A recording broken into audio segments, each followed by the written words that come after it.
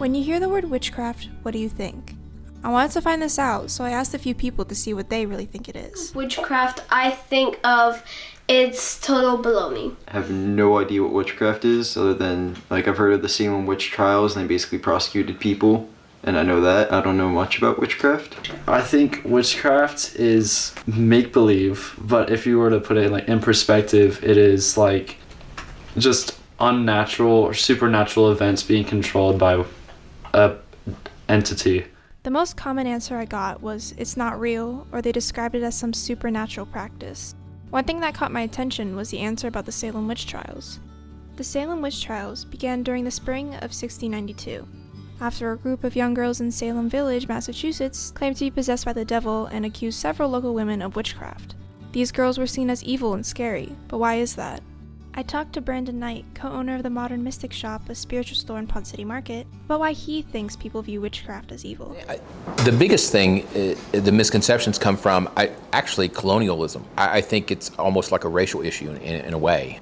Missionary type settings, what they did was they paved the way for this prejudice against anything that's not Christian or not white. So the indigenous ways of being with the earth and the white cultures, like the Celts and the Nords and European-centric Germanic, that was all lost again when Christianity came. So that was wiped out a long time ago in most of your European-centric people. And then we started embedding that everything that's not Christian is evil. And so the priests started being missionaries, and when they'd go into these cultures, the shamans and the matriarchs are the ones who passed down the lineage wisdom. All that wisdom was lost. We stopped listening to the shamans because they were demonic, and they were of the devil, and the priests were the ones who had all the answers. And say, everything that's right with the world is what I say. So your ways are primitive and awful, and they're not of Christ, and so you need to stop listening to that. And so that control and that power is something that all the old world craved, and so that was something that pervaded all cultures at that point in the missionary style, and from Europe and everything like that, and how it all pervaded down. That's why people view everything that's not like what they're used to understanding as evil, but it also keeps us small. It keeps us boxed in as human beings.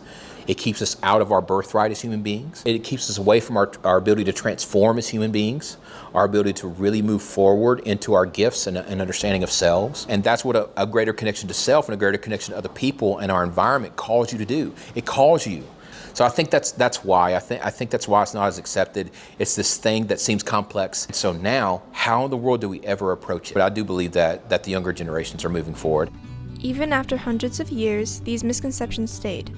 One of the main myths that stayed prominent is that voodoo, crystals, and tarot are all the same thing, when in fact they're all very different and separate practices.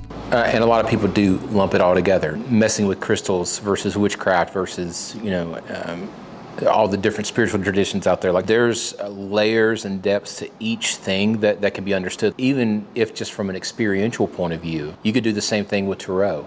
You could do the same thing with magic, and it's all different and all engages different experiences of the self. I asked Brandon Knight what he really wanted to convey by sitting down and doing this interview with me. The biggest message I think that we have is that getting into this and understanding, I think that there is a greater experience of being a human being. That is our birthright, that is our calling as a species, is this point of spiritual development where we connect to everything more fully around us. I think connection is the baseline of our birthright. So we connect to each other, we connect to our environment and the land, we connect to the astral realm or the spiritual plane more fully and understand it and start to take on the characteristics of gods and goddesses that make us more powerful and more beautiful and more well-informed about the energies around us. I think that those are experiences that people never even begin to conceptualize. The ultimate driving force of the human experience is love. You don't define that in a superficial way. You define it in a way that has an understanding of connection and what that means, because connection is where we're all headed. So the thing that I would want to convey to people is our magic as human beings is in our connection. All of these things that are in that big ball of wax that people lump it into are the beginnings of how to start to do that. Younger generations are helping break down these myths on spirituality and witchcraft. I believe future generations will help crush these myths and misconceptions to help us see what witchcraft and spirituality really is.